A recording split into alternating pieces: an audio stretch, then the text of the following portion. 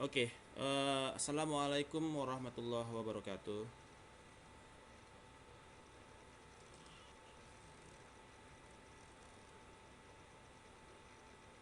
Suara saya kedengeran? Suara saya masuk? Suara saya kedengeran dengan jelas? Halo? Suara saya terdengar dengan jelas? Oke, oke. So, selamat pagi Bapak Ibu semuanya, mahasiswa MM ST Agus Salim. Pagi ini kita akan masuk kepada mata kuliah Strategic Management untuk chapter keempat, yaitu Business Level Strategy.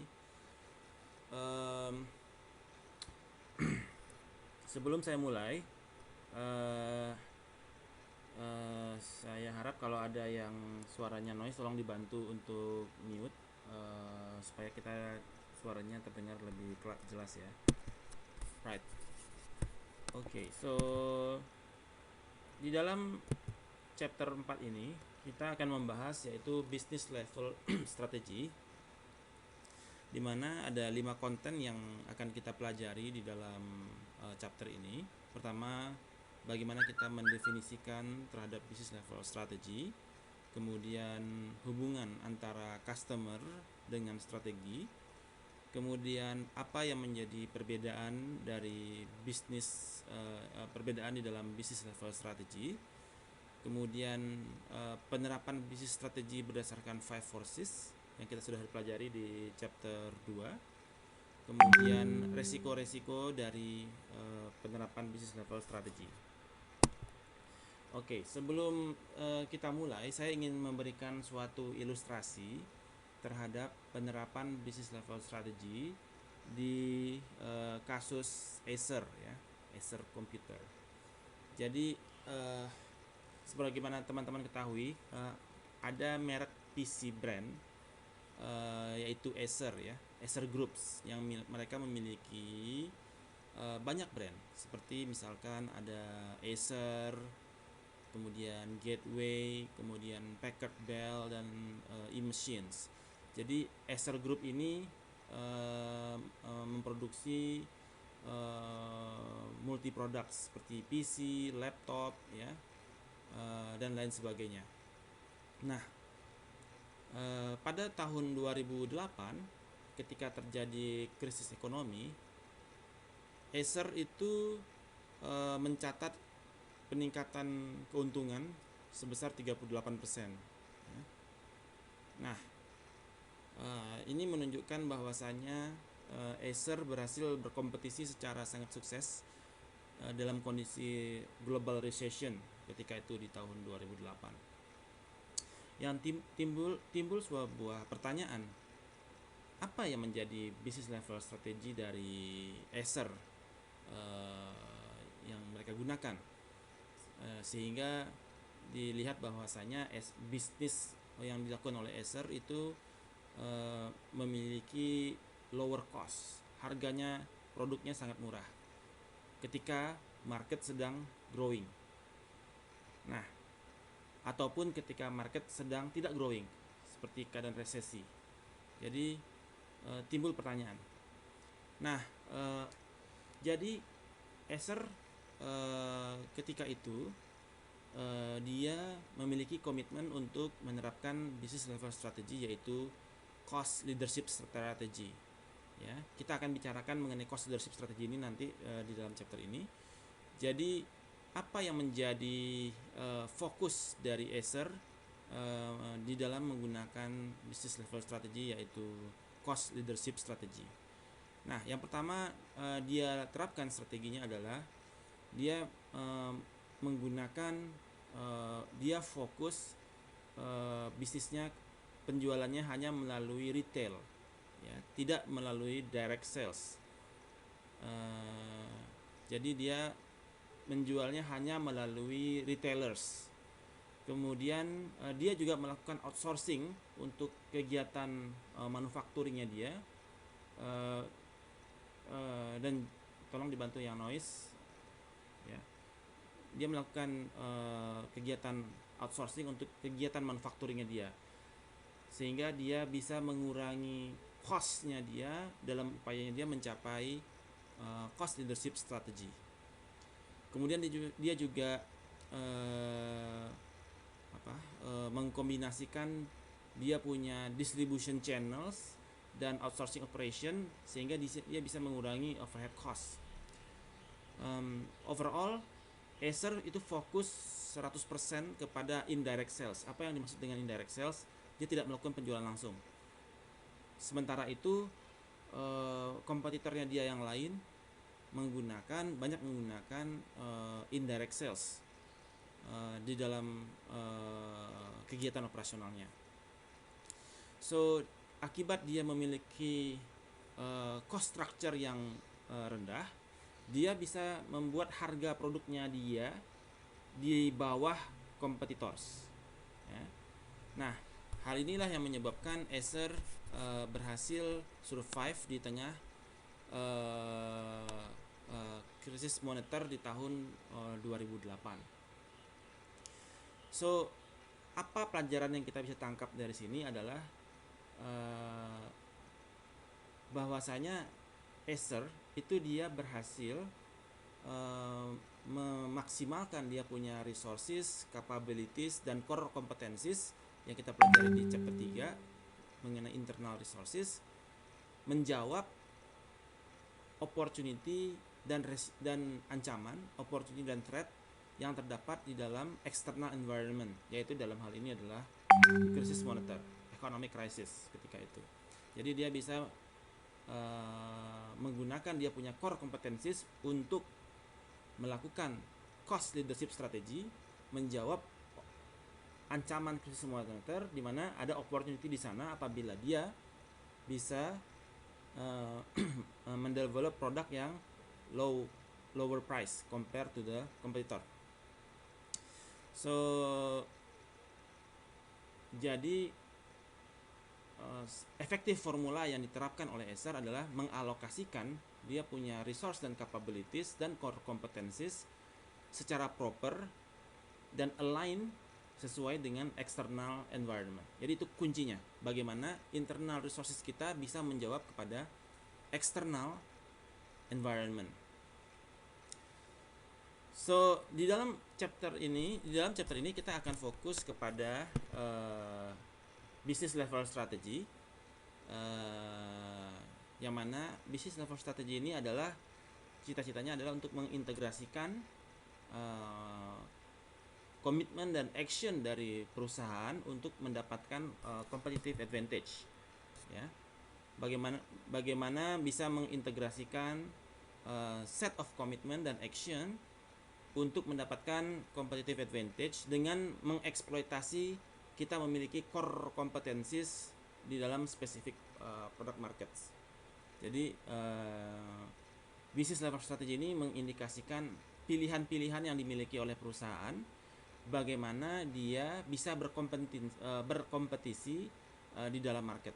Ada banyak nanti pilihan-pilihannya.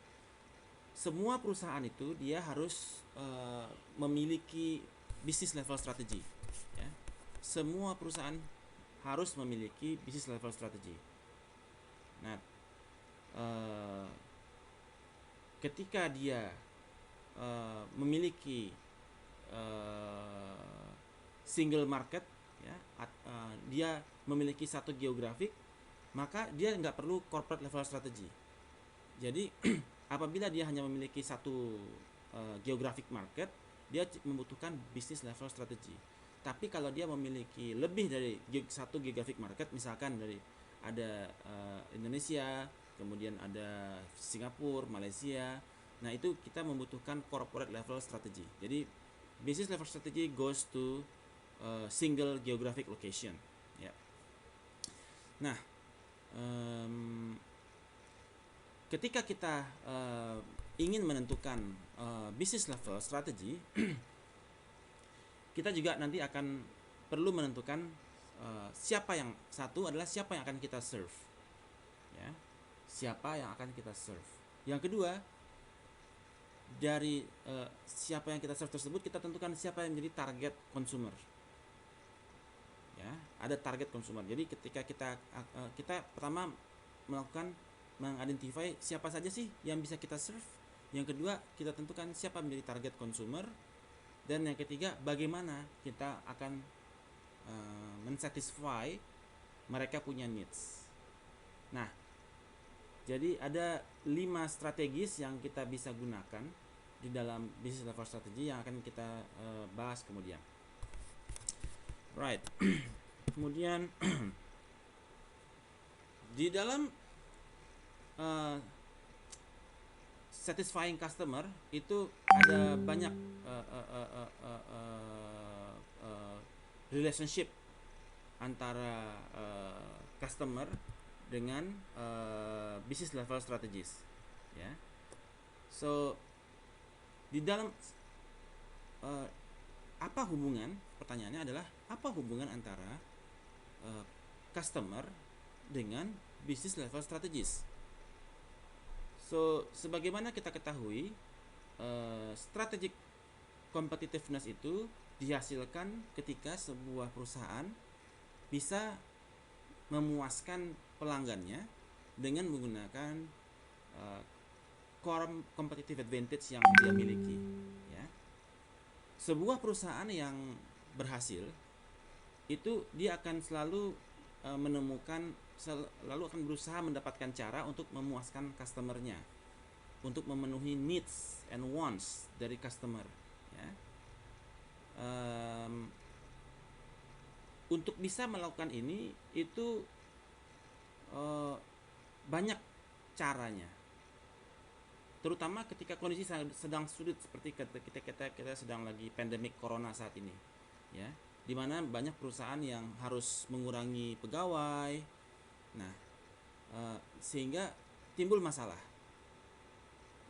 Ketika pegawainya kurang, maka dia akan sulit untuk bisa memenuhi kebutuhan dari customernya, memenuhi ekspektasi dari customernya.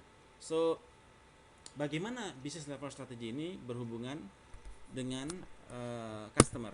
Ada 5 komponen yang mempengaruhi customer relationship ini. Ada 5 komponen. Yang pertama adalah effective managing relationship with the customer. Kemudian richness and affiliation. Kemudian who, determining the customer, siapa saja yang potensial menjadi customer. Kemudian what, siapa saja yang apa yang menjadi kebutuhan customer. Dan yang kelima, bagaimana kita memenuhi kebutuhan customer. Kita bahas dari bagaimana komponen yang pertama untuk customer relationship, yaitu effectively managing relationship with the customer. So untuk bisa kita manage ketika sebuah perusahaan dibutuhkan untuk membangun relationship with the customer, ya, itu bisa kita lakukan apabila kita bisa mendeliver superior value kepada mereka. Superior value, ya, nilai yang super, ya, superior. Nah,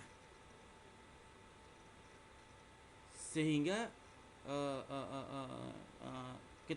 ketika strong relationship with the customer itu sering juga berhubungan dengan bagaimana kita bisa provide serve customer terhadap unique needs mereka, kebutuhan mereka yang unik, ya.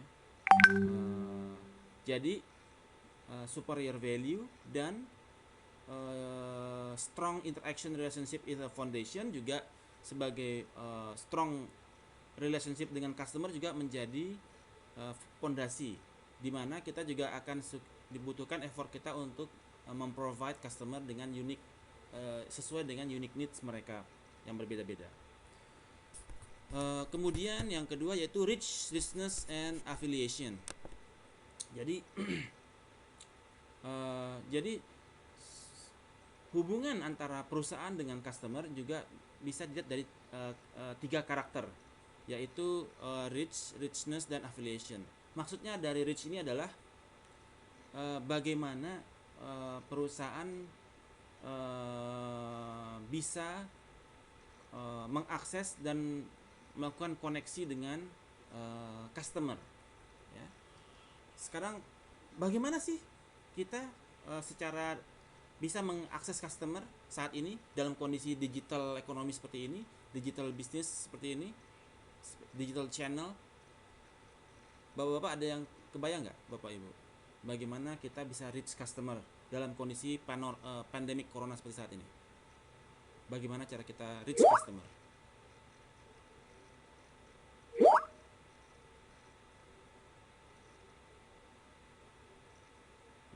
Belum. Apalagi kira-kira? Dalam kondisi pandemik, ya, kita butuh reach customer. Orang nggak bisa keluar rumah, ya. Bagaimana kita reach customer? Ya, media sosial, apalagi?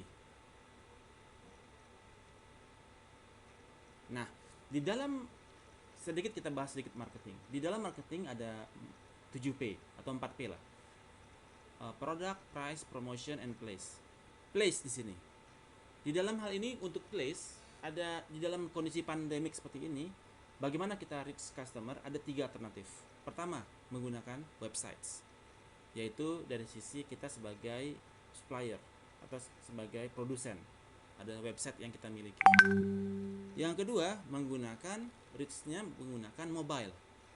Jadi distribution channel kita bisa juga menggunakan handphone. Handphone itu adalah mobile. Mobile itu adalah handphone itu adalah place, distribution channel kita. Berapa orang yang mendapatkan koneksi dengan kita, ya, kita reach menggunakan handphone. Ya. Ketiga, kita bisa menggunakan juga QR codes. Ya, QR codes QR codes itu bisa menunjukkan company kita, bisa untuk bertransaksi, ya. So itu dalam kondisi digital channel, 3 ini adalah tools yang sangat bermanfaat. Social media itu overlay dengan mobile. Jadi dengan adanya mobile, maka kita baru bisa koneksi dengan social media. So place-nya social media adalah place juga, tapi overlay on top of that-nya adalah mobile, handphone. Kemudian yang kedua adalah richness, ya. Richness adalah dimensi di mana bagaimana informasi bisa berlangsung 2 arah antara perusahaan dengan customer, ya. Bagaimana kita bisa memungkinkan terjadi 2 arah, informasi 2 arah antara customer dan perusahaan? Ada ide nggak bagaimana caranya? Richness bisa, good, WhatsApp group, ya. Kita bisa menggunakan WhatsApp, tapi ya bisa WhatsApp, bisa sosial media, ya. Ada informasi melalui sosial media, Instagram for business, Facebook for business. Tapi on top of that adalah adanya internet teknologi yang memungkinkan kita bisa melakukan hal itu semua. So relationship dengan customer juga dia terkait dengan online services, ya. Dia bisa menggunakan WhatsApp, kemudian bisa menggunakan websites-nya juga, di mana kita juga bisa menggunakan advertising. Ketika kita misalkan di Traveloka jualan Traveloka melalui website detik.com dan lain sebagainya, itu adalah richness, ya. Bagaimana yang mana adalah concernnya adalah informasi terjadi secara intensif antara perusahaan dengan customer. Kemudian yang ketiga adalah affiliation, ya. Affiliation itu adalah concern dengan interaksi antara perusahaan dengan customer, ya. Bagaimana perusahaan melihat sesuatu dengan kacamata pelanggan, ya, sehingga bisa create more value kepada customer. Nah, so kemudian setelah itu apa lagi yang menjadi customer relationship antara perusahaan dengan pelanggan, ya, yaitu adalah determining the customer to serve. Ya. Ketika kita akan melakukan keputusan siapa yang menjadi target kita, ya, yang kita intend untuk kita layani menggunakan business level strategi kita, itu kita butuh apa yang disebut dengan segmentasi, ya, segmentasi, market segmentation. Apa yang menjadi basis kepada customer segmentation itu? Yang pertama adalah kira-kira apa, Bapak-bapak, Ibu-ibu? Untuk melakukan segmentasi, apa yang menjadi basic yang kita lakukan? Apa yang menjadi basic daripada pembuatan segmentasi? Ada yang punya insights? Bisa. Itu masuk kepada demografi, ya. Dalam demografi spesifikasi produk bisa juga, ya. Ada produknya mereka apa, segmentasinya apa, produk yang dia sukai gitu, ya. Apalagi? Baru demografi, terus produk, apalagi? Faktor lingkungan, lebih kepada geografi, ya. Misalkan dia orang Bukit Tinggi, Payakumbuh, Padang, Pariaman. Oke, bisa. Itu geografi 3. Apalagi?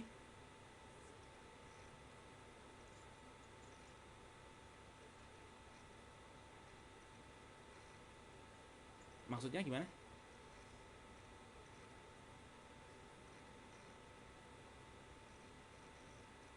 Bukan, maksudnya adalah bagaimana melakukan segmentasi, ya. So, secara umum adalah pendekatan segmentasi itu ada 2. Satu dari sisi consumer, yang kedua secara industrial. Kalau consumer, misalkan kita lihat secara demografi, pada usia, income, gender, marital status, jumlah anak, ya. Itu demografi. Kemudian ada lagi socio-economic factor, misalkan social class kita, ya. Ada yang stage, ya, stage di dalam keluarga, misalkan socio-economic factor itu misalkan ada yang kelompok menengah ke atas, menengah, dan menengah ke bawah, ya. Kemudian ada lagi geographic factor, regional, nasional, provinsi, segala macam. Kemudian ada lagi lifestyle, ada yang suka jalan-jalan, sukanya olahraga, segala macam, lifestyle-nya dia. So, itu consumer. Kalau secara industri ada secara produk, ya, ada yang sukanya produk kesehatan, ada yang sukanya produk apa. Kemudian juga secara produk, kemudian secara geographic segments, ya. Apakah dia negara A, negara B, dan lain sebagainya. Cita-cita kita di dalam segmentasi ini adalah membelah data tersebut, ya. Membelah populasi berdasarkan similarity dari masing-masing kelompok. Misalkan saat ini Sumatera Barat menjadi target Anda adalah Anda akan melayani populasi masyarakat di Sumatera Barat. Anda melakukan segmentasi market terbagi atas 5 kota madya, Bukit Tinggi, Bukit Tinggi, Padang Panjang, Padang, 50 kota, Payakumbuh, dan seterusnya. Nah, ada segmentasi berdasarkan kota. Apa yang menjadi produk yang tertarik orang Bukit Tinggi? Mana produk yang tertarik oleh orang Payakumbuh? Mana produk yang menjadi preference dari orang Padang Panjang? Beda-beda, ya. Nah, atau Anda tidak, itu berdasarkan geografi. Ada lagi yang dia melakukan segmentasi berdasarkan demografi, ya. Ada kelompok orang tua, anak muda, remaja, dewasa, ya. Nah, apa yang menjadi produk preference orang tua, remaja, dewasa, dan sebagainya. Atau berdasarkan demografi tapi secara lifestyle. Ada yang di Sumatera Barat, ada yang kelompoknya suka jalan-jalan, suka pergi makan-makan, restoran. Ada yang sukanya gadget, ada yang sukanya apa. Jadi ada populasi yang berbeda-beda. Nah, Who determining the customer to serve adalah untuk menentukan dari lifestyle yang ada ini, orang-orang dengan lifestyle mana yang Anda pilih. Ada orang yang suka jalan-jalan, hobi traveler. Ada yang sukanya restoran, sukanya cari tempat makan yang lucu-lucu. Ada yang sukanya gadget. Ada yang sukanya fashion, pokoknya baju yang paling terbaru segala macam. Nah, di dalam customer relationship ini kita salah satu komponennya adalah menentukan customer to serve, siapa yang akan kita tuju, tetapi menggunakan segmentasi, ya. Nah, segmentasi adalah salah satu cara bagaimana kita melakukan relationship dengan customer. Oke, saya tahu ini yang kelompok yang traveler sukanya jalan-jalan, jadi saya untuk men-serve mereka, saya perlu membuat tempat pariwisata yang banyak di Sumatera Barat. Kalau kita sebagai Pak Gubernur nih ya, untuk orang-orang ini populasinya sekian, potensinya adalah kita perlu bikin tempat wisata yang banyak nih di Sumatera Barat untuk kelompok millennials ini. Kemudian yang untuk food lover, wah kita perlu bikin tempat-tempat baru nih, tempat-tempat baru untuk makan yang lucu-lucu, makan tengah di sawah, makan yang di tengah ngarai, di dalam ngarai, iti ado hijau, atau rumah makan Abdul, rumah pohon, atau yang lain-lain ya. Iya, bukan, maksudnya adalah ini adalah segmentasi. Ada segmentasi orang yang food lover. Sebagai wali kota, kita kan ya Pak, silakan. Boleh. Oke, silakan Pak. Kemudian ada juga yang gadget. Nah, bagaimana kita kayak tolong dibantu yang noise. Kayak kita ada bikin mall baru di Bukit Tinggi. Ada tempat lantai sekian untuk khusus gadget untuk serve needs dari millennials, ya. So, who determining the customer? Kita perlu menentukan seperti apa sih customer, bentuk-bentuk customernya seperti apa sih, lifestyle-nya seperti itu. Kemudian berikutnya adalah what determining siapa yang akan kita satisfy. Apabila kita ingin men-serve kepada si food lover, kita perlu buat tempat-tempat makan yang lucu-lucu, ya. Misalkan dibikin sate biaro yang dagingnya gede-gede, atau sate apa gitu ya, atau di lokasi-lokasi yang strategi yang menarik, di tempat atau makanan yang sate di tembok Cina yang di Ngarai dan lain sebagainya. Jadi siapa customer yang kita akan satisfy, needs mana yang akan kita penuhi, ya. Jadi dari segi strategik perspektif, kebutuhan customer yang akan membuat value bagi mereka, nah kita akan provide, ya, menggunakan business level strategi yang akan kita pelajari ke depan, ya. Jadi tentukan customer segmentasi, tentukan siapa customer yang mau kita layani, dan kemudian yang kelima, how, bagaimana kita menggunakan core kompetensi yang kita miliki untuk mensatisfy customer needs tersebut. Setelah kita tentukan siapa yang akan kita serve dan specific needs apa yang mereka butuhkan, kemudian perusahaan dalam hal ini adalah Pemda misalkan prepare untuk menentukan bagaimana Pemda menggunakan dia punya capabilities dan kompetensis untuk develop produk ataupun jasa yang dibutuhkan terhadap targeted customer, ya. Bagaimana caranya? Nah, right. So, kita menggunakan core kompetensi kita untuk mengimplementasikan value creating strategi sehingga memenuhi kebutuhan pelanggan, ya. So, salah satu contoh misalkan ada yang sebuah perusahaan namanya SAS, ya. Saya menggunakan produk ini juga. Jadi SAS itu dia memiliki software, ya, yang mana itu adalah software yang sangat canggih di dunia business intelligence. Nah, dia melihat ini potensi marketnya banyak sekali dan dia menentukan targetnya adalah para data scientist. Data scientist ini yang menjadi targetnya dia untuk menggunakan SaaS ini. Kemudian dia membuat produk ini dengan lower cost leadership dengan harga yang sangat murah. So that is salah satu contohnya ya. Kalau Pemda, kita tentukan siapa yang menjadi target customer. Target kita adalah millennials yang suka hobinya jalan-jalan, traveler ya di seluruh Indonesia. Bagaimana kita membuat tempat wisata yang menarik bagi millennials ya. Yang mana yang untuk wisata tersebut mereka biayanya sangat murah ya, lower cost atau memang highly differentiated.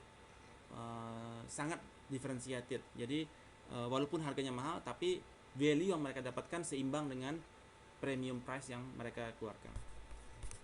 Right. So kalau ada pertanyaan shoot aja ya. Kemudian the purpose of business level strategies. Nah, sekarang kita masuk kepada business level strategy. Cita-cita kita di dalam business level strategy adalah untuk tolong dibantu noise. Cita-cita kita di dalam business level strategies adalah untuk menciptakan perbedaan antara posisi kita dengan kompetitor kita. Ya. Jadi bagaimana kita to perform activities secara berbeda, ya, atau melakukan activity yang berbeda. Jadi ada, okay. So bagaimana kita bisa, the purpose of business level strategy adalah to create differences, membuat perbedaan antara perusahaan kita dengan kompetitor kita, membuat beda Pemda Bukit Tinggi dengan Pemda-Pemda yang lainnya, membuat beda Pemda Payakumbuh dengan Pemda-Pemda yang lainnya. Ya. So the intention is to perform activity differently atau to perform different activities compared to others, dibandingkan dengan yang lain. Nah, salah satu caranya adalah menggunakan activity map. Ya, activity map. Lihat sini. Ini adalah contoh activity map. Ya, kelihatan Bapak Ibu? Jelas nggak nih? Saya perbesar ya. Oke. Ini adalah activity map. Nah, kita ambil contoh di sini adalah Southwest Airlines, perusahaan penerbangan Southwest di Amerika, yang dia mengintegrasikan aktivitinya dia menggunakan cost leadership strategy. Nah, di sini kita melihat bahwasanya Southwest Airlines ini melakukan activity kepada 6 strategi, tema. Ada 6 tema di sini. Ya. Jadi gini, dia menetapkan business level strateginya adalah cost leadership, ya. Harga yang termurah. Ada 6 tema yang dia gunakan. Yang pertama adalah limited passenger service, kemudian frequent reliable departures. Kalau limited passenger service itu adalah dia batasi dia punya service di pesawat. Yang kedua frequent reliable departures. Jadi penerbangannya dia tuh frequent, ya, selalu terbang, ya, frekuensinya tinggi, frekuensi penerbangannya tinggi. Yang ketiga lean, highly productive ground and gate crew. Artinya secara ground handlingnya dia yang lean dan highly produktif. Kemudian yang keempat high aircraft utilization, ya. Utilisasinya dia tinggi. Kemudian very low ticket price, harga yang paling murah. Yang keenam short haul, jadi dia ketika dia mendarat dia nggak lama, sebentar langsung berangkat lagi. Point to point roads between mid-size cities dan secondary airports. Itu adalah tema. Ya, kalau Bapak Ibu masuk ke mata kuliah qualitative research atau qualitative method of research, di dalam analisa kualitatif ada grounded theory. Jadi ada tema di situ. Ya. Bahwasanya ujungnya adalah cost leadership, ada temanya ada 6. Kemudian ada categorization, ada kategori-kategori per masing-masing. Nah, di dalam limited passenger service kategorinya adalah tidak ada meal, tidak ada makan, tidak ada seat arrangement, tempat duduk nggak diatur, 15 menit turn around ya. Begitu masuk 15 menit di dalam pesawat langsung berangkat. Kemudian limited use of travel agent ya, travel agent yang digunakan sedikit. Kemudian sehingga dia nggak biaya mahal ya. Kemudian no baggage transfers, tidak ada transfer baggage. Kemudian no connection with other airlines, jadi dia memang limited servicesnya. Kemudian frequent reliable departures ya, cuma 15 menit dia turnaround, jadi ada satu kategori dipakai oleh dua tema. Kemudian lean highly productive ground, kompensasinya dia tinggi kepada pegawai, dan juga flexible union contract, SPSI-nya dia agak fleksibel, high level of employee stock ownership, jadi ada stock ownership kepada pegawai atau saham ya. Kemudian automatic ticketing machine, kemudian high aircraft utilization, ticketing machine-nya automatic, very low price ticket ya, limited use of travel agent sehingga harganya bisa murah. Kemudian low fare airlines, kemudian juga yang keenam short haul ya, standardized fleet ya, kemudian juga no connection. Jadi ada tema di sana dan ada kategori ya, ada kategori. Ini akan menjadi tugas teman-teman Bapak Ibu nanti untuk tugas berikutnya ya, membuat membuat bisnis strategi secara umum. Apa yang menjadi bisnis strategi untuk perusahaan yang Bapak Ibu tuju. Kemudian kemudian temanya apa saja, ada 6 tema atau 5 tema untuk mencapai itu. Kemudian apa saja yang menjadi kategorinya, kategori dari masing-masing tema ya, kategori dari masing-masing tema dalam upaya Ibu mencapai bisnis level strategi yang dicari. Misalkan bisnis level strateginya ada cost leadership. Oke, untuk perusahaan kerupuk Sanjay ya, temanya apa? Kerupuknya kerupuk yang supaya harganya murah ya. Kalau cost leadership supaya harganya murah. Nah, itu nanti akan menjadi tugas Bapak Ibu. Kemudian ini adalah disebut dengan inilah yang disebut dengan activity mapping ya. Activity mapping ya, dalam upaya mencapai business level strategies. Right. Next kita masuk ke purpose. Apa yang menjadi purpose dari business level strategies ya? Ada dua, yaitu cost, bahwasanya kita lebih murah dari yang lain, atau uniqueness, kita berbeda dari yang lain ya.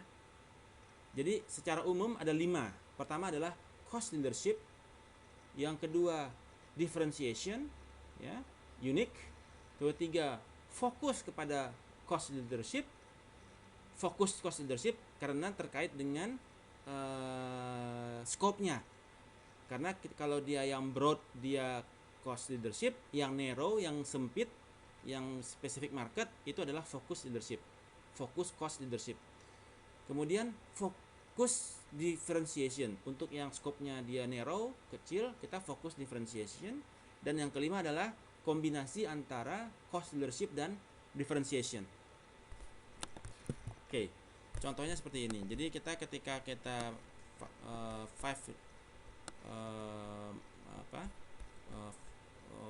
melihat ada 2 scope, ada 2 poin sana. Ada scope dan ada competitive advantage. Competitive advantage-nya misalkan adalah cost, dan dia targetnya, scope-nya dia broad, luas. Maka business level strateginya adalah cost leadership. Apabila dia targetnya adalah uniqueness dan scope-nya adalah broad, maka dia business level strateginya adalah differentiation. Apabila competitive advantage yang dikejar adalah cost dan scope-nya dia kecil, narrow, tolong dibantu yang noise, maka strateginya adalah focus cost leadership. Dan ketika dia targetnya adalah uniqueness dan dia marketnya adalah narrow, maka fokus differentiation. Dan yang kelima, bisnis strateginya adalah integrated cost leadership and differentiation. Oke. So, kita bahas mulai dari cost leadership. Ya. Apa yang dimaksud dengan cost leadership strategy? Jadi cost leadership strategy adalah suatu integrated set atau suatu set dari aksi yang dilakukan untuk memproduksi barang atau jasa dengan fitur yang dapat diterima oleh customer dengan harga yang paling murah relatif kepada kompetitor. Jadi dibandingkan dengan kompetitor, harga kita tuh paling murah. Ya. Perusahaan-perusahaan itu menggunakan cost leadership ini untuk biasanya jual produk-produk yang standardized, ya, standardized produk, ya, istilahnya kalau kerupuk Sanjay yang flat lah gitu ya, standardized banget. Oke. Nah,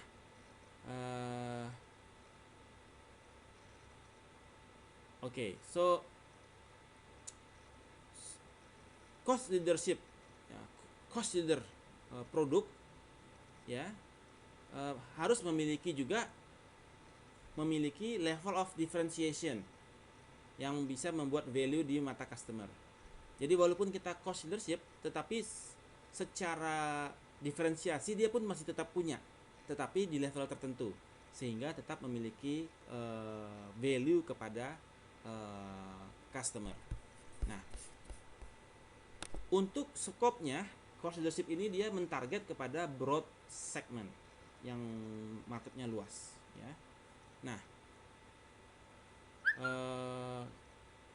dan sebagai cost leader mereka selalu berusaha untuk mencari bagaimana caranya supaya harga barangnya bisa lebih murah lagi, bisa lebih murah lagi, bisa lebih murah lagi, ya.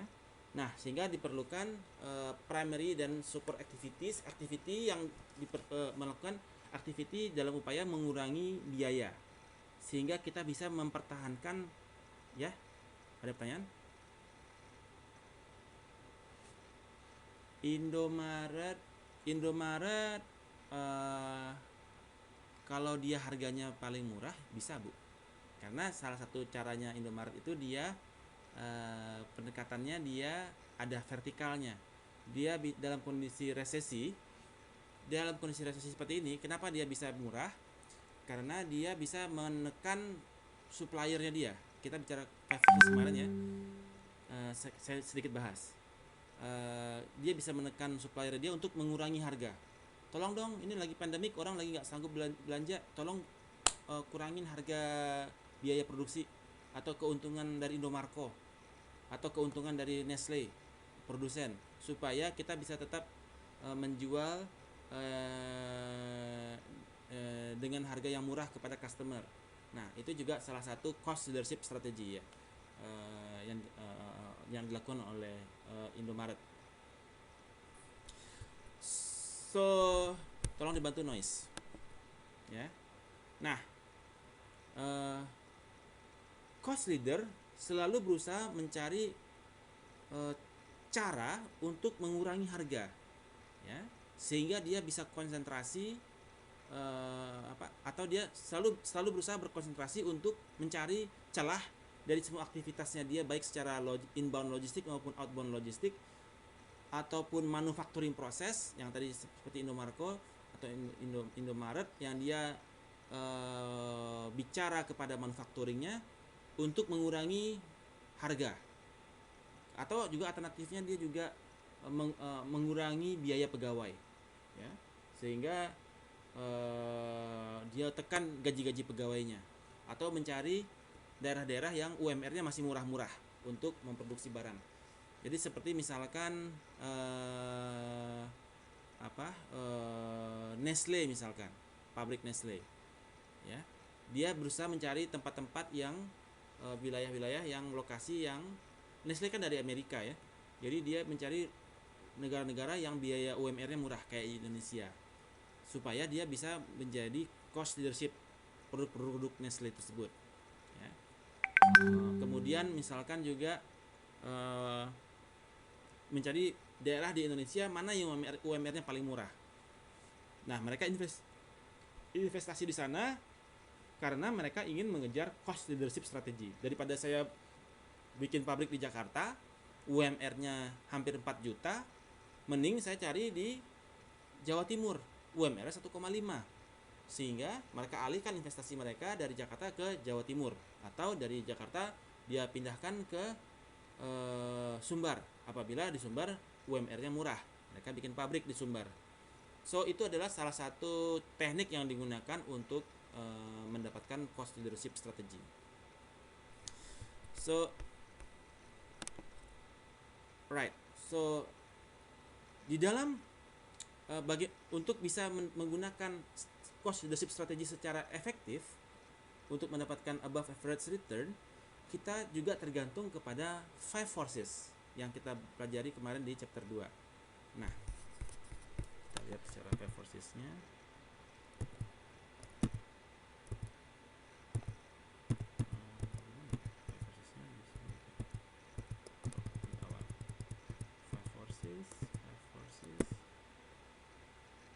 Oke. Alright. Oke. So dalam hubungannya cost leadership dengan 5 forces, jadi untuk ada 5 kan 5 forces. Pertama, rivalry against existing competitors, ya. Ada kompetisi sana dengan para kompetitor, ya. Nah, ketika kita memiliki harga yang paling murah dibandingkan dengan kompetitor, ya, maka kita bisa bertarung dengan kita punya rival atau kompetitor, ya. Artinya kita memiliki posisi yang lebih menguntungkan, di mana kompetitor akan sulit untuk bersaing dalam harga, ya, dengan kita, ya. Misalkan Walmart di Amerika. Walmart itu terkenal dari dia punya kemampuan untuk mengurangi harga, ya. Harganya dia itu, jadi Walmart itu mikirin gimana caranya ngurangin harga, ya, sehingga kompetitornya pada terpuruk semua, nggak sanggup bersaing dengan Walmart, ya.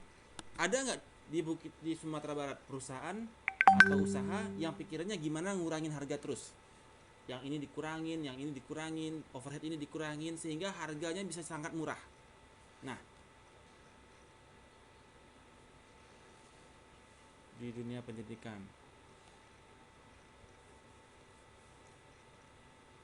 nah ya misalkan salah satu seperti itu, ya. Nah, tapi kalau di luar itu Walmart itu terkenal pikirannya dia cuma ngurangin harga.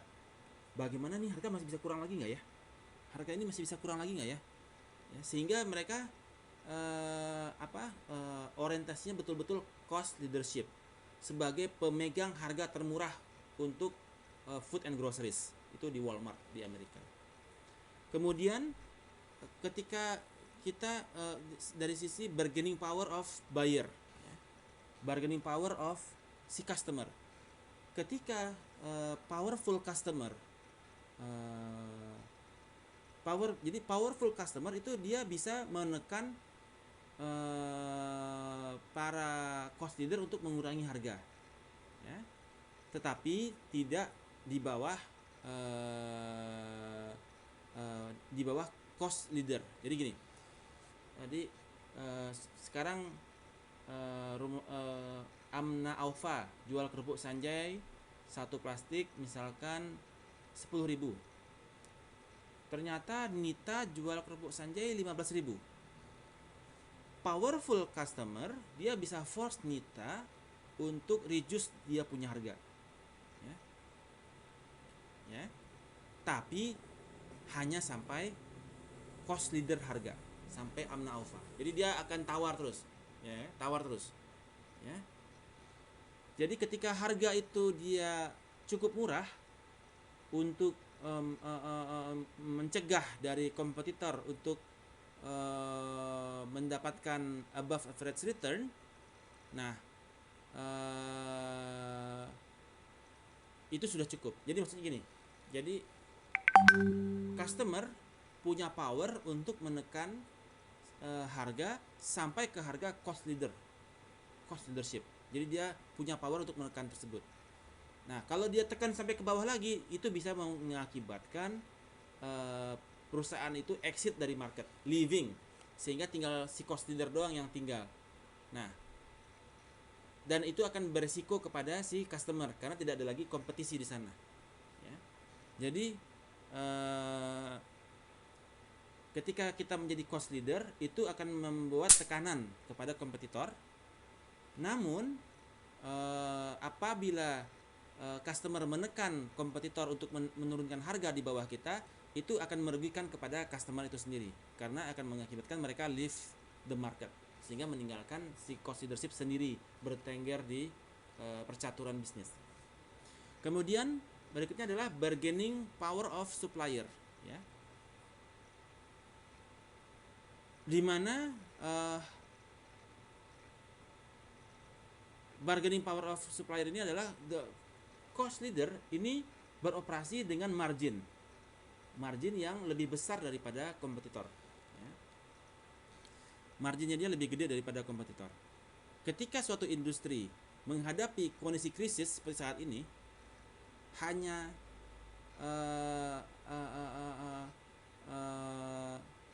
hanya cost leader yang akan mampu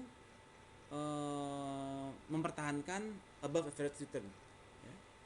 Karena orang sekarang price sensitif, orang simpan uang sekarang, nggak mau orang belanja jilbab, ya, kecuali kalau dia murah sangat. Nggak mau orang belanja beli motor, beli mobil saat ini, ya, kecuali harganya murah sekali. Nah, untuk mendapatkan harga yang murah tersebut, ya,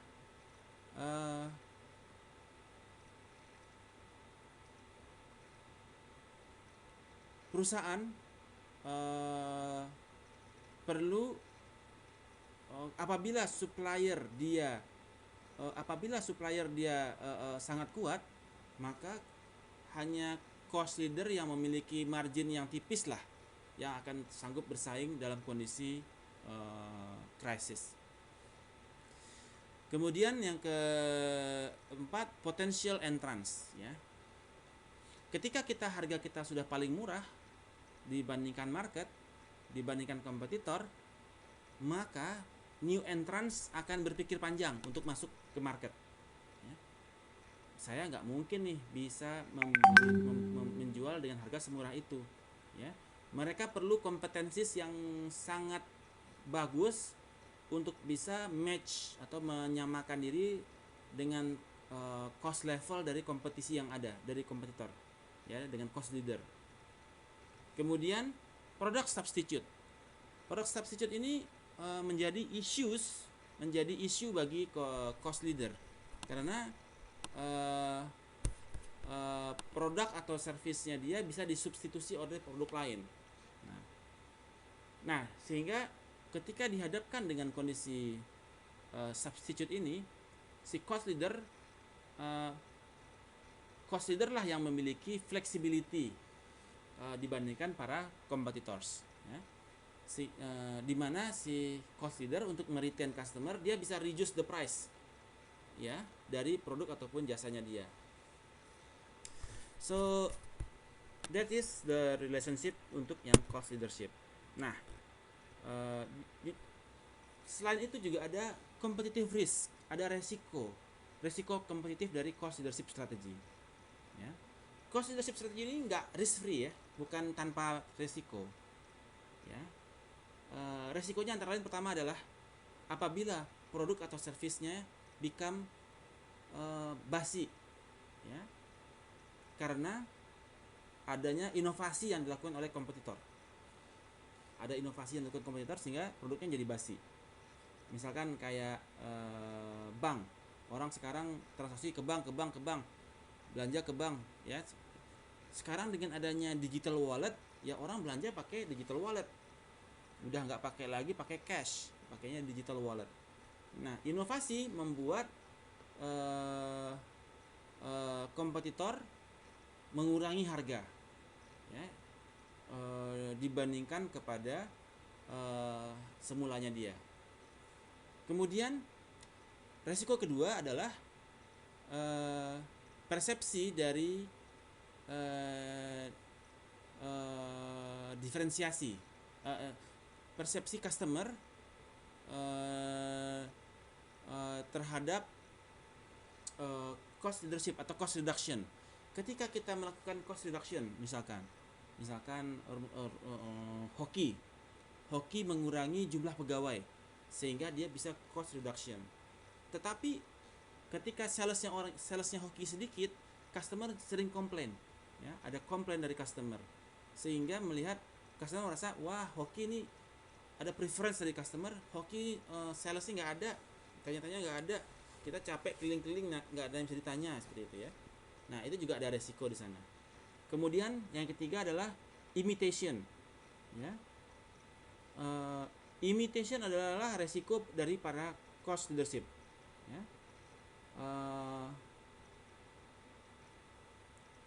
Kompetitor kadang-kadang bisa meniru cost leadership strategi, ya.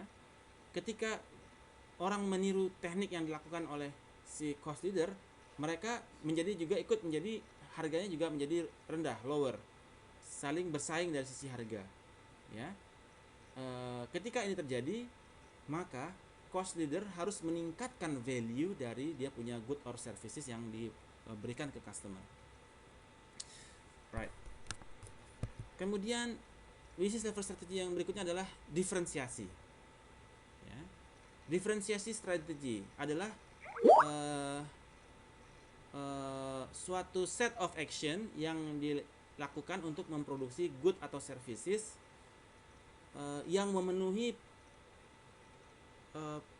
persepsi customer terhadap perbedaan, ya, dimana customer memiliki persepsi terhadap perbedaan yang penting bagi mereka, ya. Nah,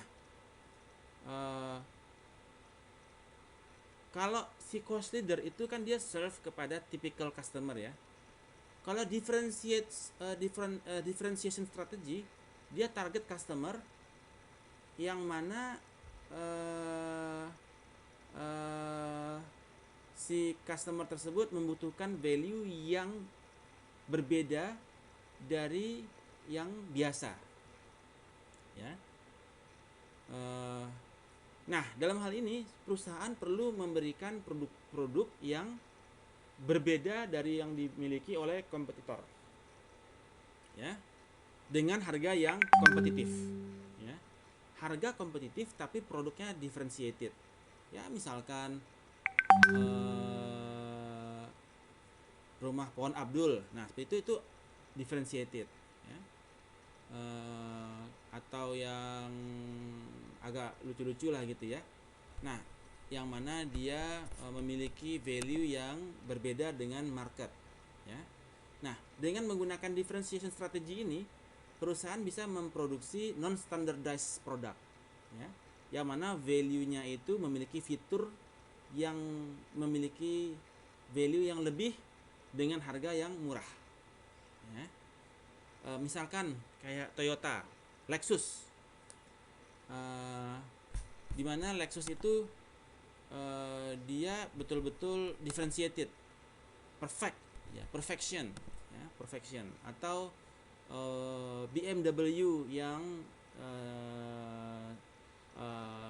seri 7 atau Mercedes-Benz E-Class, ya, berbeda. Jadi mereka memberikan produk yang differentiated, ya, dibandingkan dengan produk-produk lain yang standardized, ya. Oke. Nah, differentiation strategy ini juga kalau yang cost leadership berpikir bagaimana caranya mengurangi harga supaya harganya paling murah, differentiation strategy ini selalu berpikir bagaimana investasi untuk menambah fitur dari produk, ya, menambah fitur dari produk, ya. Dulu fiturnya cuma 5, sekarang fiturnya jadi 7, ya. Kalau dulu fiturnya nggak pakai airbag, sekarang tambah airbags. Sudah ada airbags, apalagi yang dia tambah. Kemudian sekarang dia udah pakai 7 silinder. Kemudian dia tambah lagi pakai sunroof mobilnya. Kemudian dia tambah lagi dashboardnya pakai kayu, tambah lapis kayu. Terus apa lagi? Sehingga fitur-fiturnya bertambah, meningkatkan value-nya dia di mata customer, ya. Nah, suatu produk atau jasa itu dapat dilakukan diferensiasi dari dalam banyak hal, terutama dari sisi fiturnya, ya, terutama dari sisi fitur. Right. So that is differentiated strategy. Oke. Nah, ada aktivitas di sana. Ya, ada aktivitas di dalam differentiated strategy. Sebagaimana juga tadi yang di cost leadership. Tadi saya belum bahas ya. Nah, kalau dari sisi differentiated strategy, dia melakukan superior handling, kemudian rapid response kepada customer, akurat dan responsif order, extensive arrangement, ya, kemudian extensive personal relationship. Nah, ini membuat diferensiasi. Kalau di perbankan misalkan nasabah prioritas. Kalau Anda nasabah prioritas, itu dia relationship-nya dia dijaga banget, selalu dihubungi, komunikasi seperti itu ya. Nah, itu strategi diferensiasi. Di dalam five forces, nah kita juga membahas ini di dalam five forces. Di dalam five forces, bagaimana penerapan differentiated strategy di dalam five forces? Di dalam rivalry against existing competitor. Customer itu akan menjadi loyal purchaser atau customer yang loyal customer kepada produk yang differentiated apabila dia betul-betul berharga bagi mereka, ya. Nah, ketika loyalitas mereka kepada sebuah brand itu meningkat, customer sensitivitas dia kepada harga tuh semakin berkurang. Sekarang Bapak Ibu, jadi aset dari perusahaan itu bukanlah produknya sekarang ini, tapi adalah brandnya, ya. Bukan mesin, bukan kantor, bukan gedung, ya. Itu sekarang udah nggak aset. Yang aset paling berharga sekarang adalah brand. Kalau Bapak Ibu disuruh milih brand Zara dengan brand yang abal-abal, orang cenderung memilih Zara karena brandnya Zara, atau kalau sepatu Converse, ya, atau sepatu Eiger gitu ya, kalau yang suka naik gunung, atau dan lain-lain, ya. Sehingga kalau orang sudah loyal kepada suatu brand tertentu, dia udah nggak sensitif lagi kepada harga, ya. Brand. Nah, rivalry with the existing competitor itu as long as company bisa memenuhi kebutuhan yang differentiated dari customer-nya dia terhadap unique quality-nya dia, maka rivalry akan dia menangkan. Semakin tinggi brandnya dia di mata konsumen, maka semakin berharga, maka semakin kuat di dalam kompetisi. Kerupuk Sanjay, brand mana yang paling kuat di Bukit Tinggi? Apakah Amna Alpha, Umi Alpha, ya, seperti itu. Nah, itu adalah brand values. Apa? Umi Alpha. Nah, yang paling tinggi brandnya. So, di dalam rivalry, brand, dalam diferensiasi strategi, brand menjadi kunci utama. Kemudian bargaining power of buyer, ya.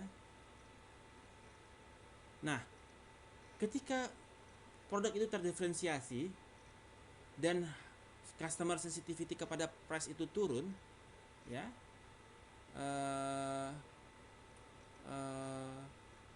customer akan menerima berapapun harganya naik selama produk tersebut tetap memenuhi kebutuhan mereka yang unik, ya.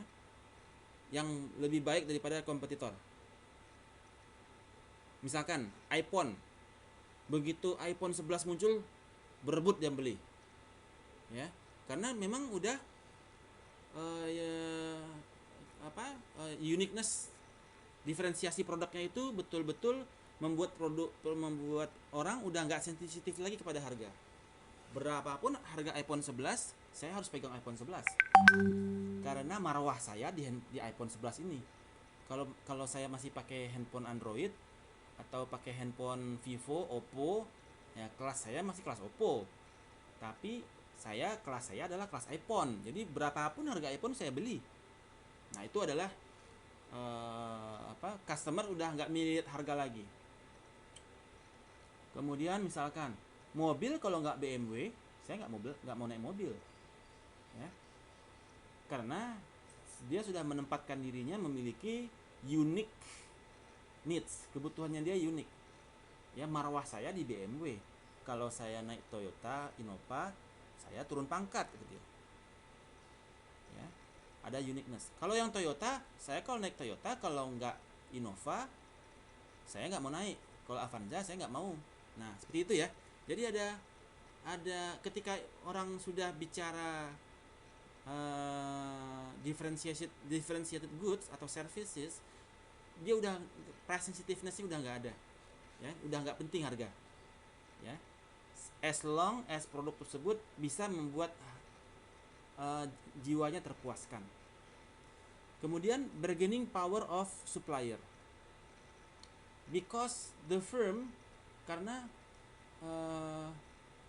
ketika perusahaan itu dia memiliki differentiated strategy, di mana dia charge premium price, harganya lebih mahal daripada dia punya kompetitor, daripada itu, maka supplier juga harus memberikan quality components, high quality components, sehingga meningkatkan harga cost of goods sold dari si perusahaan.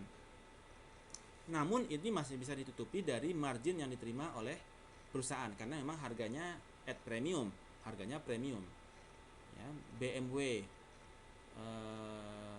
7 silinder atau seri 5, seri 7 dan lain sebagainya, atau yang Mercedes yang E-Class, S-Class dan lain sebagainya, itu komponen-komponennya pun juga yang high quality, ya, berbeda dengan Avanza, produknya plastik, ya. Nah, itu membuat harga mobilnya jadi premium, dan dari supplier pun mencharge harga lebih mahal, tapi still can be covered dari margin dari harga. Kemudian potential entrance, jadi customer ketika suatu market itu needs kepada uniqueness-nya tinggi, maka potential entrance itu juga bakalan butuh investasi yang lebih mahal, ya, karena market demand-nya udah tinggi, ya, uniqueness-nya dia tinggi. Kemudian product substitute untuk differentiation strategy. Nah, company dengan brand loyalty memiliki probability bahwasanya customernya dia akan switch ke produk yang akan mengoffer differentiated features as well, yang akan mengoffer differentiated fitur-fitur yang berbeda juga. Nah, sehingga kita tetap harus berpikir untuk bagaimana offer more features dari produk-produk kita, ya, selalu berpikir tambahan fitur, right. Kemudian competitive risk, apa yang menjadi competitive risk dari differentiated strategy, ya. Salah satu resiko dari differentiated strategy adalah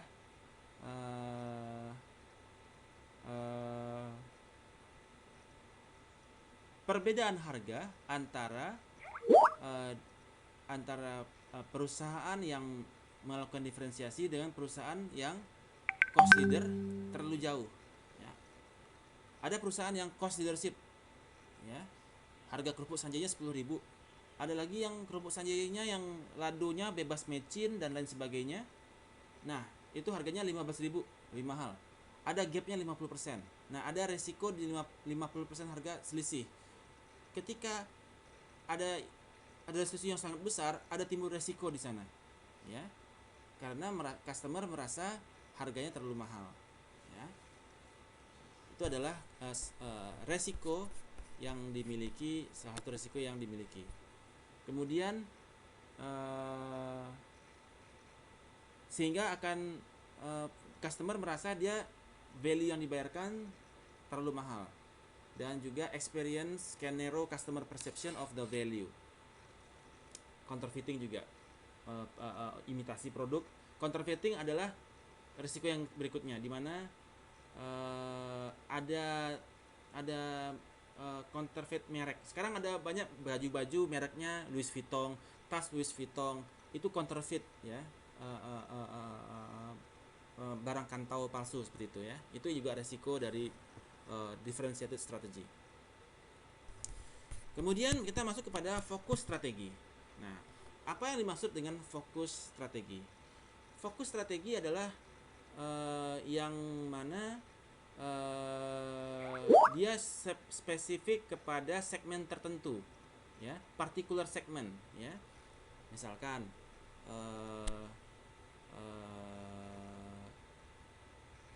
partikular kelompok pembeli yang khusus, ya. Misalkan ada kelompok masyarakat yang mengatakan mecin haram, di mana ada fatwa MUI yang mengatakan Ajinomoto haram dari tahun 2001. Sampai sekarang fatwa MUI-nya belum dicabut, walaupun Ajinomoto tetap diproduksi. Ada kelompok yang berbicara Ajinomoto tetap haram. Nah, mengandung babi waktu itu. Jadi ada kelompok yang tidak umum, yang mana kelompok yang lain semua pakai mecin. Indomie mecin, Super Mie mecin, Pop Mie mecin. Ini ada kelompok yang anti mecin, anti mainstream. Nah, inilah yang dimaksud dengan fokus strategi. Ada specific buyer atau different segment, ya, atau different geographic market, atau yang tidak umum, yang berbeda dari mainstream. Nah, fokus strategis adalah menerapkan cost leadership kepada segmen tersebut, atau menerapkan differentiated strategi kepada segmen tersebut, ya. Oke.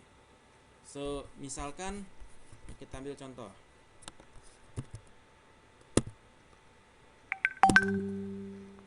Fokus cost leadership, ya, menerapkan low cost kepada narrow industry market.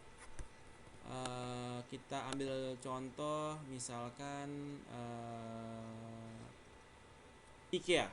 Jadi IKEA itu adalah perusahaan furniture yang dia membuat produk-produk furniture dengan harga murah, ya. Nah, dibandingkan produk Jati yang udah barang jadi, ya. Nah, dia competitive advantage-nya cost leadership untuk narrow industry market, yang industrinya itu yang narrow. Jadi dia tuh memang ditujukan kepada targeted market yang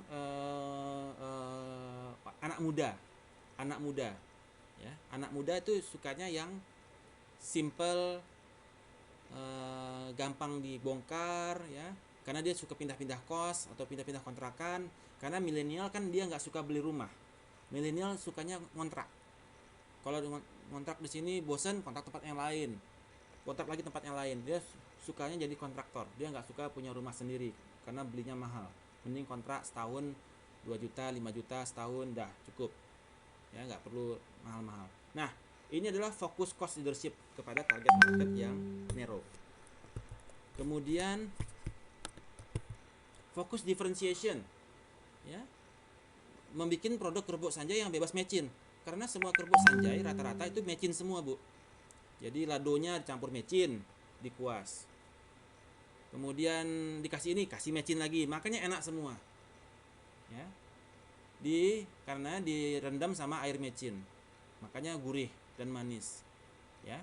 Nah, ada narrow industry market, orang-orang yang nggak suka mecin, karena pameonya adalah mecin bikin kita bebel atau berpikir sedikit lambat, ya. Anak-anak kecil sekarang juga sangat disarankan menghindari mecin karena juga jadi sulit berpikir, malas berpikir, jadi susah menguasai pelajaran di sekolah.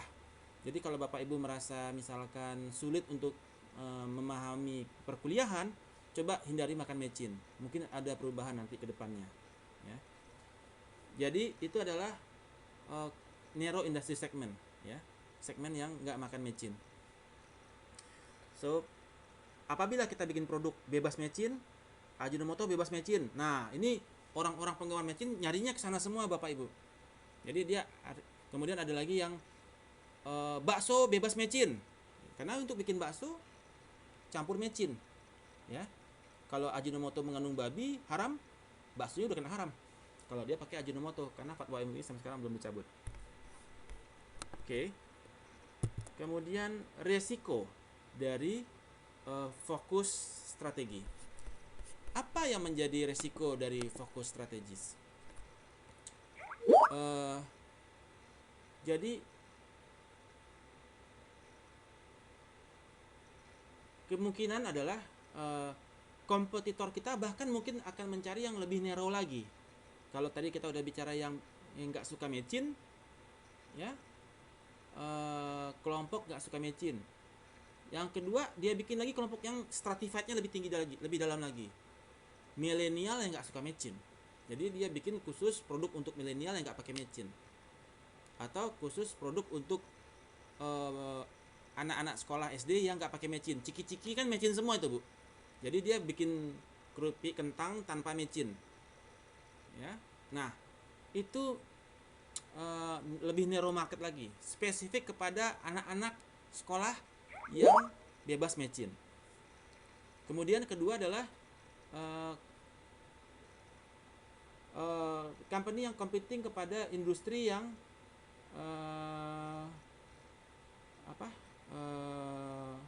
atraktif, ya.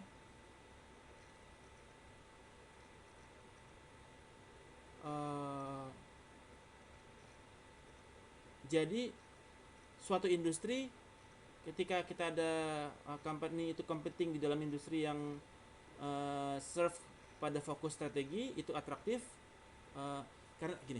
Jadi ada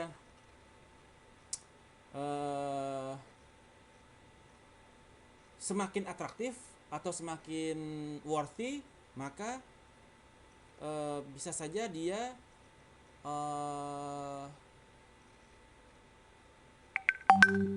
perusahaannya dia switch atau konsumernya dia switch kepada yang lebih atraktif.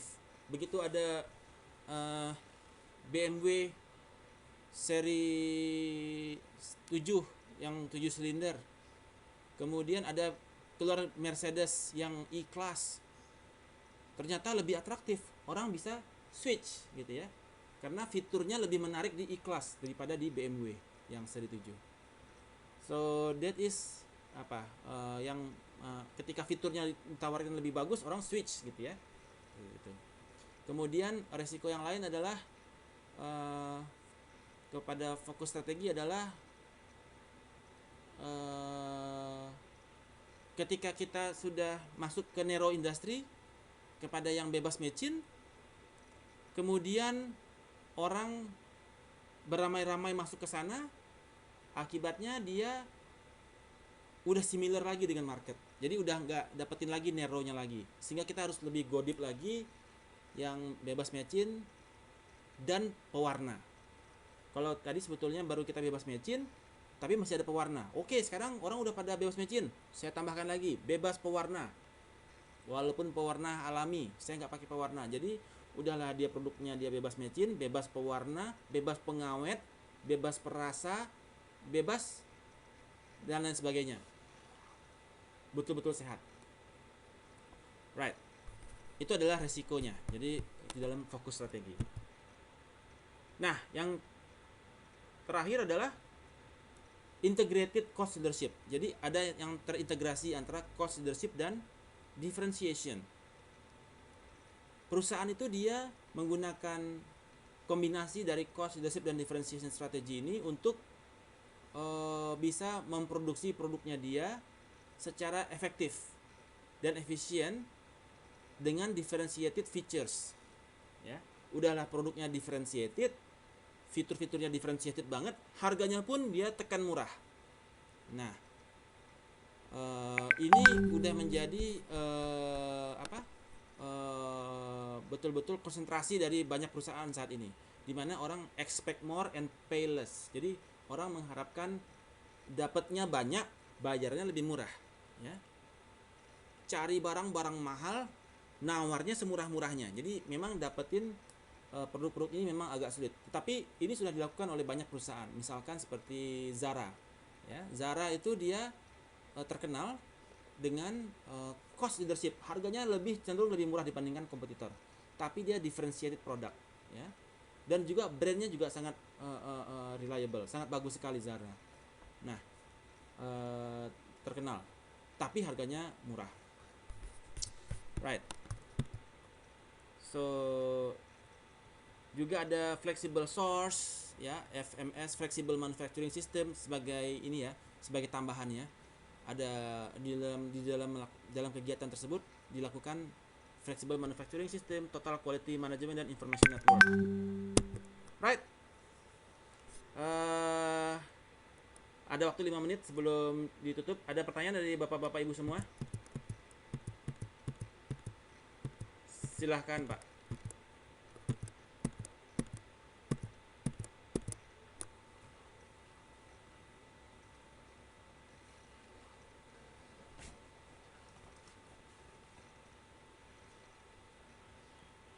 Ya.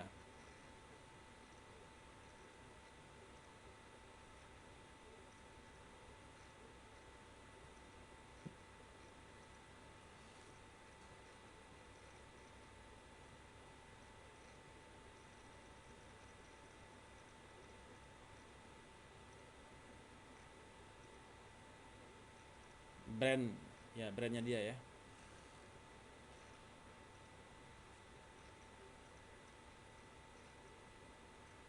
Hmm.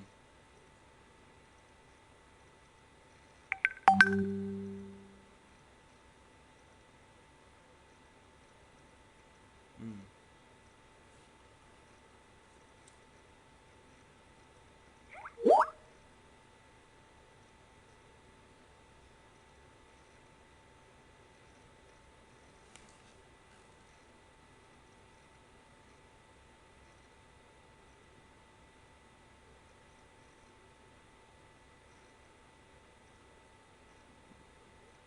Ya. Mhm.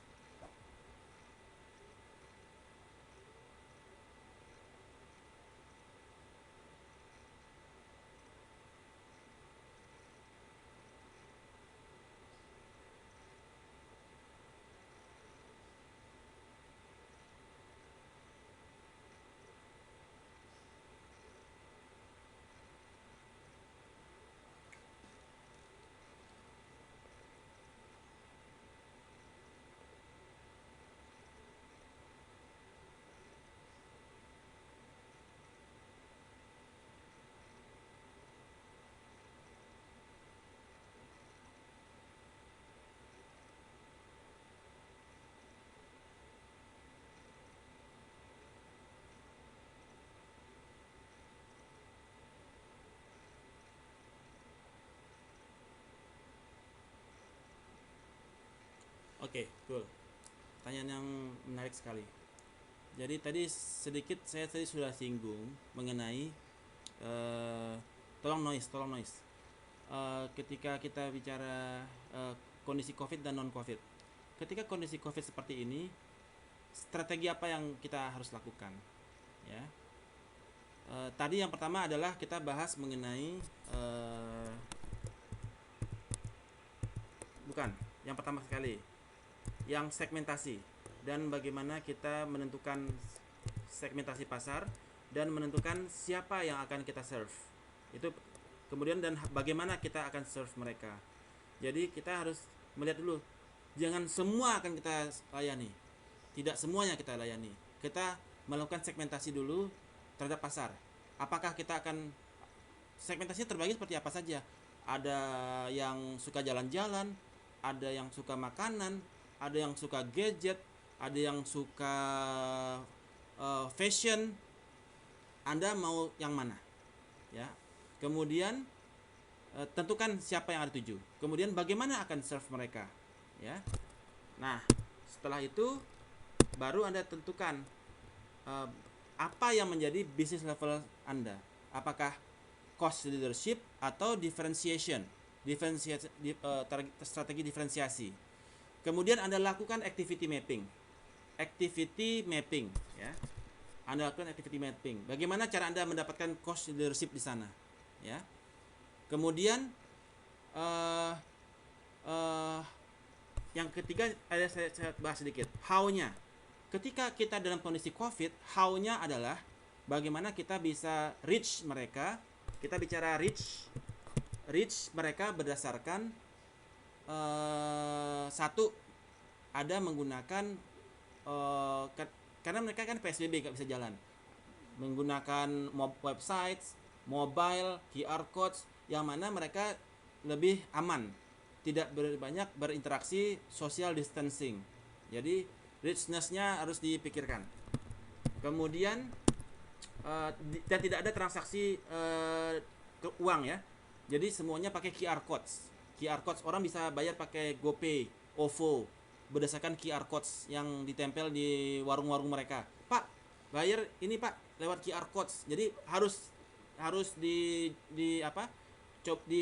dibuatkan untuk supaya mereka bisa menggunakan digital wallet, terhindar dari transaksi uang kertas yang bisa menularkan COVID.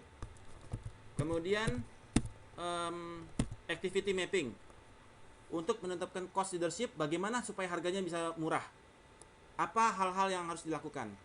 Kemudian apabila akan menggunakan differentiation strategi, apa yang menjadi temanya dan apa yang menjadi kategori-kategori yang harus dilakukan, ya.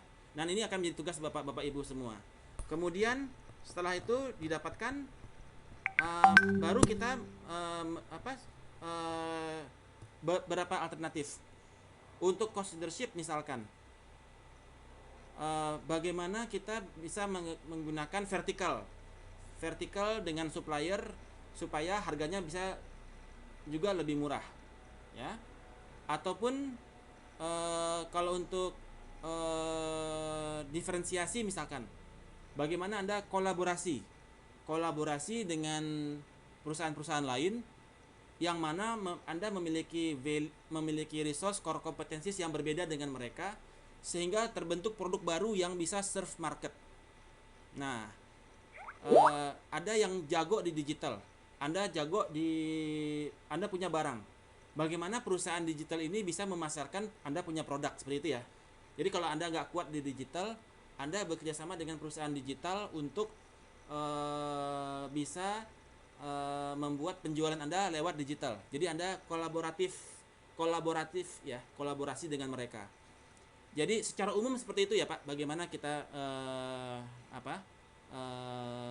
create value during the pandemics. Setelah pandemics, ketika kondisinya sudah normal, baru nanti back to normal. Tapi ya salah satu yang critical point adalah kolaboratif. Kalau Anda nggak jago di digital, find company yang jago di digital. Mereka yang bantu Anda create website, create QR codes, create mobile apps, kemudian juga create Anda punya produk dijual secara digital online, supaya karena di dalam kondisi saat ini, ketika Anda mau tagak surang, itu sulit sekali, ya, sulit sekali. Anda harus punya rekanan, partner yang saling menolong. Ada aliansi kolaboratif antara Anda dengan partner Anda. Think about it, search siapa saja sih sekarang perusahaan-perusahaan yang mungkin bisa berkolaborasi dengan Anda, sehingga produk Anda bisa go digital. Seperti itu. Cool? Alright. Halo, suara saya terdengar? Halo? Terputus kah? Oke. So jadi tugas berikutnya nanti teman-teman ya buat activity mapping seperti ini. Tetapkan perusahaan Anda, kemudian tetapkan perusahaan Anda, tentukan strateginya apa. Apakah cost leadership untuk yang narrow atau cost leadership yang untuk yang broad, atau differentiation strategi untuk yang broad atau yang narrow, atau kombinasi antara cost leadership dan diferensiasi produk. Kemudian tentukan apa yang menjadi temanya ini ya, tema dari bagaimana Anda mencapai itu. Kalau cost leadership, apa yang Anda lakukan berdasarkan masing-masing tema. Kalau kerupuk, dari produknya seperti apa, dari suppliernya seperti apa, dari proses masaknya seperti apa, dari cara penjualannya seperti apa. Kemudian kategori-kategorinya yang hijau ya, categorization ini codingnya ya, kategorisasinya apa saja untuk produk, apa saja kategorinya. Barang produknya harus lebih murah, mengambil langsung ke kebun, nggak beli ke pasar, langsung dari pedagang, langsung dari petani dan lain sebagainya, sehingga tercipta cost leadership strategy. Atau yang mau diferensiasi ya, misalkan ditambah lagi produknya yang isi rasanya rasa stroberi segala macam, terus proses pembuatannya dibikin lebih crispy atau apapun itu ya. Nah, tujuannya untuk mencapai diferensiasi atau kombinasi keduanya seperti apa. So alright, so Anda juga harus masuk ke kelas berikutnya ya. Apabila nanti ada pertanyaan bisa langsung ditanyakan langsung di grup komen di Google Classroom untuk assignmentnya dan juga assignmentnya. Nanti Anda bikin sederhana saja di di Word atau di PowerPoint, oke. Atau cukup di komen kah? Di komen apa yang menjadi tema dan apa yang menjadi itu. Oke, bikin di PowerPoint lah, kayak beginilah ya. 1 slide atau 2 slide kayak begini sih sudah cukup. Tapi Anda tentukan dulu apa yang menjadi business level strategi Anda. Ya. Alright, cool. Oke. So, selamat meneruskan perkuliahan berikutnya ya. Wassalamualaikum warahmatullahi wabarakatuh.